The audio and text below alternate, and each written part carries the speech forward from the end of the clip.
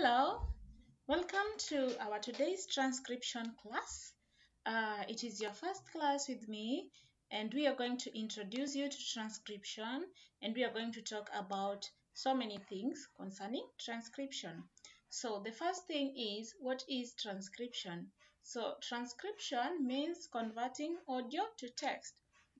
So that means you'll be given an audio file which will be required to have a textual representation. Okay, yeah, so that one will be needed. So transcription can be done in all the languages, and sometimes you can find an English to English transcription project. Sometimes you will find uh, maybe English to Swahili or English to any language. So that normally means transcription with translation, because you're required to give the textual representation in another language. Okay. Now we have something called online transcription and offline transcription. So online transcription is a type of transcription that is done on online platforms, okay? Online platforms, and we have several transcription companies, just like we're having them here, the ones like Go Transcript, Transcribe Me, Verbit. These are transcription companies that offer online transcription jobs. So you cannot work with these companies unless you are connected to the internet. Okay. Then we have something called offline transcription, which is done offline. And an example is when a client sends you a file via Gmail or maybe Yahoo, so that you transcribe it using Microsoft Word, and you submit it as maybe a PDF or a Word document. That is done. That is called offline transcription. Okay. Another thing we have during the offline transcription or the online transcription, you may come across things like the transcription tools, but most of the online transcription have been AI generated. So that means the text is already there.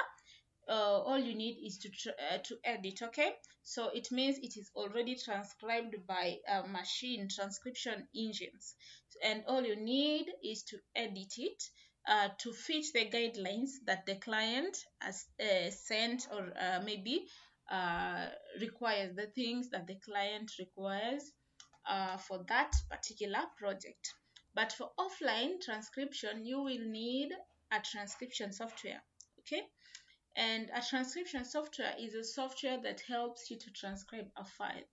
So with these transcription softwares and stuff, remember, you will have to find a transcription software for that particular language that you need to that needs to be transcribed. So unfortunately, some of the local languages still do not have transcription softwares, but for international languages like Spanish, Chinese, English, we have transcription softwares. Okay. Another thing that we are going to talk about is types of transcription.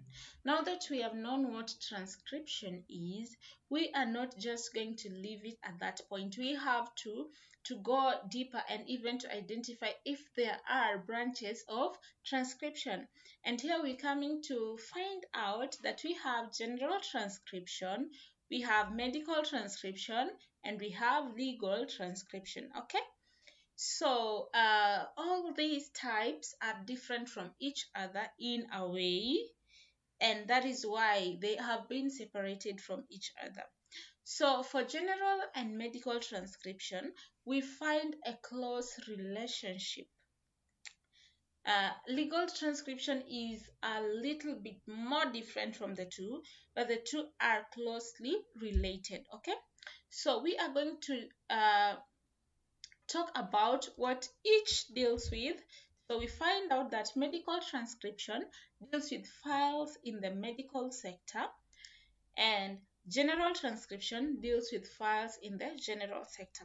So an example of files that you will find in medical transcription is maybe a doctor a doctor-patient conversation, or a patient-patient conversation, or a doctor-doctor conversation, or maybe a medical lecture, something like that.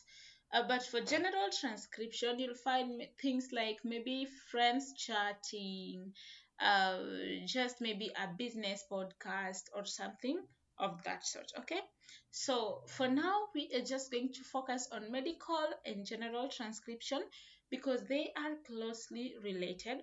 Later on, we will look into legal transcription. Okay,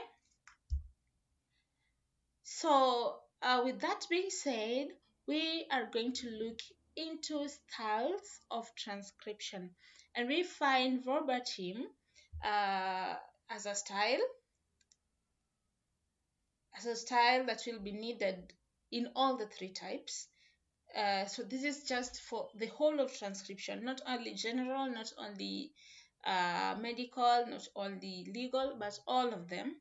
You need to know what verbatim is, what you need to do, what you need not to do, and how you need to go about everything. Okay, so verbatim means exactly as it is, like putting something in another way, but an exact replica. Of course, we're having a textual representation of an audio file, but we're putting it in an exact way as the text, as the audio file is. Okay, so that when you read the textual representation and when you listen to the file, you find that nothing has been left out. Okay, and I say this means including interruptions. And by interruption, I mean repetition, I mean slang, I mean false starts, I mean partial words, filler words, and starters. Okay, now I am going to explain the paragraph. This paragraph has all the interruptions, and in verbatim we are required to include all the interruptions. So the parts highlighted red are the interruptions, so that you're able to differentiate the interruption from the other part of the text. So I'm having someone repeating. So normally, between the repeated terms, we have a punctuation mark to indicate there is a repetition that has taken place. Okay, so we have someone repeating the phrase the lorry, so that is repetition. It has been included. Was gonna, that is a slang. So slang is an informal form of a word. Then we have but it fell. Then it says, oh no, the child is crying. So this is a false start. A false start is a change of thought. A false start is a change of idea. Then we have the lorry. So this is a partial word. A partial word is part of the word that has been said. And we have but the driver really tried to so the two, the and the are filler words, and we have it got out of hand. Okay, it's got out of hand. So these are starters. Okay, stuttering is more of stammering. Okay, yeah, so that is how you are supposed to include that paragraph. That is how you are supposed to include the interruptions. Okay, you have to ensure all of that is captured. You are not leaving anything out. Okay, next is clean read. So clean read is an exact opposite of verbatim.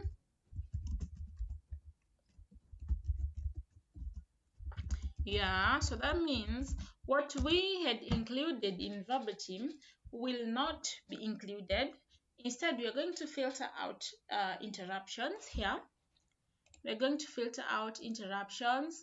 By interruption still, I mean repetition, I mean slang, I mean false starts, I mean partial words, I mean filler words, and starters. Okay? Uh, and for the same paragraph, we still are going to transcribe it in clean read now so that we are able to compare. Okay, so let me just copy that and maybe paste it somewhere here, that we are able to tell the difference. So we can see the second, the clean read paragraph is readable. So that is one of the aims of clean read transcription, that you have a readable, you have a clear, you have an easy to understand transcription file. Okay, now it says the lorry was going to initiate a bend, but it failed. The lorry had heavy luggage, but the driver really tried to maintain control.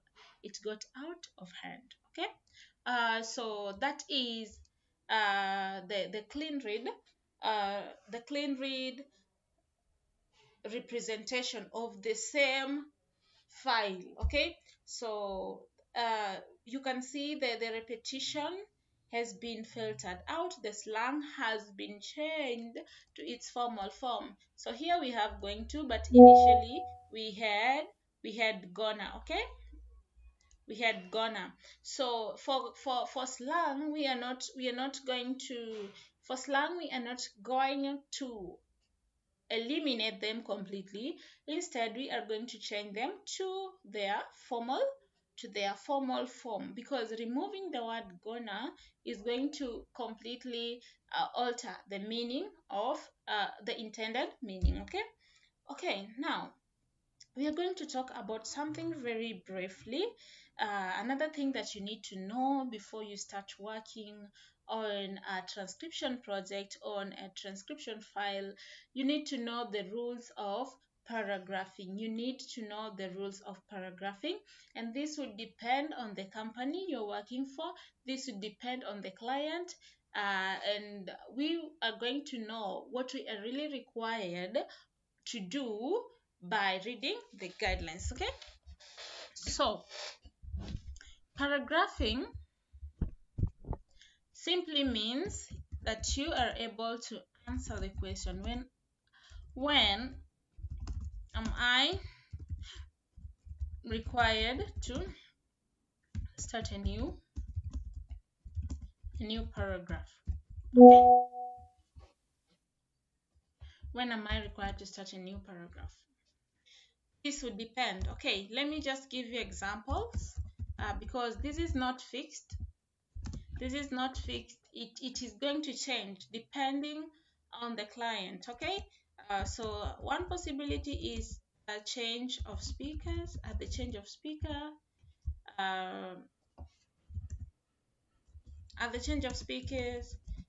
you will be required to start a new paragraph. That is one possibility. Another one is after say 3 sentences. It's another possibility. Another possibility could be after 15 lines. Okay, so that is a possibility. So you need to know, when am I supposed to start a new paragraph? Okay, because transcribing a 2-hour audio file could mean a very big block of words. Okay, so you need to know when to paragraph. Another thing is numbering. Of course, you'll also have to answer the question, when am I supposed to write, maybe in numerals, maybe in words, but you'll have possibilities here. So I've seen most companies says you write 0 to 9 in words, 10 and above in numerals. We also have rules for percentages, for decimals. So these will be looked into deeply, as we will be looking into specific transcription guides for particular transcription companies. You'll have to identify each with their specifications. So punctuation, when am I supposed to use a full stop? You should be able to answer the question like, am I allowed to use maybe a comma, or maybe am I allowed to use ellipsis? You find some companies do not allow the use of some uh, punctuation marks, so you'll have to understand whether you are allowed to use such, or whether you are not allowed to use some of them. Okay, and if you're allowed to use maybe a full stop, you'll then be guided. Use a full stop at the end of every statement. Use a full stop for abbreviations, or sometimes it's called use a period, use a full stop. So it's really going to help you uh, know. So it's important to read the company's guidelines. Speaker naming. Here we are going to answer how am I supposed to name a speaker? Okay, how am I supposed to name a speaker? So of course you can name them by their real names. Let's say Mr. Smith. At the same time, another possibility is speaker 1, speaker 2, in that order. You can also have male 1, male 2, in that order. So you are supposed to be able to answer these questions on how you are required to name the speakers. So before you start working on the file, ensure you know all of these. They are really important. Okay, another thing is time stamping. So time stamping means something like, means something like, oh, then maybe you write Mr. Smith, Mr. Smith, and Mr. Smith said, hello, how are you today? Okay, so this is a timestamp. It indicates that Mr. Smith started speaking at the very beginning of the file. Okay, so we can have someone maybe speaking again, and we have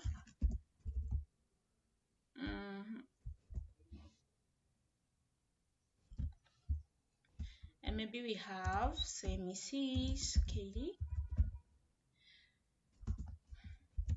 I'm doing great. So it shows that Mrs. Katie started speaking at the 12th second of the file. So this is what we call time stamping. So you need to know when a particular project requires you to timestamp, you need to know uh, after how long am I required to timestamp. Okay, so that should be our question here. After how long should I timestamp? Okay, after how long should I timestamp? We have possibilities like at the change of speakers. We have possibilities like after every 30 seconds. We have possibilities like after 2 minutes or 3 minutes. So yeah, so you need to know when are you supposed to include a timestamp. Audio tagging simply means including, trying to express that there is something happening that cannot be typed, that has no punctuation. Things like, let's say, clapping of hands,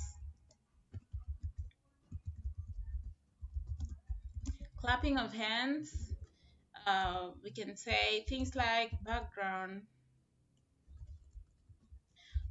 noises, background noises, we can say things like a knock at the door, a knock at the door, at the door. We can have many others like a crying child, foreign speech, and all that. Okay, so we normally include audio tags in such kind of brackets in that way. So where they have appeared, you can include background, you can include something like noise to indicate, you can include applause. So with these we have a lot. You can include foreign. There are a bunch of them. So here the big question is, what kind of audio tags am I allowed to use? Okay, so that one will be determined by the guidelines. Okay, so thank you so much for taking your time to watch my video. Yeah, I'll continue from there, and if you have any questions concerning transcription, concerning things like translation, subtitling, you can just ask me. I'll be available. And yeah, we'll proceed from there in our next video. Bye bye.